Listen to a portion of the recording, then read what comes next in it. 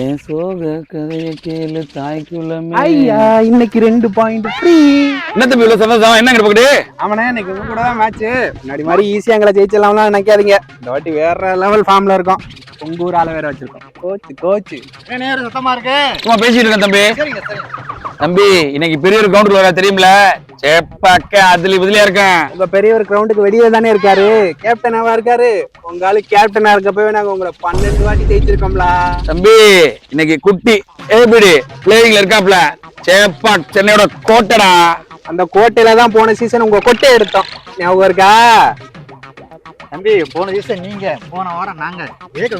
உடனே நீங்க பாயிண்ட் ஸ்டெப்ல 10வது இடத்துல இருக்க கூட பிரச்சனை இல்லைண்ணே.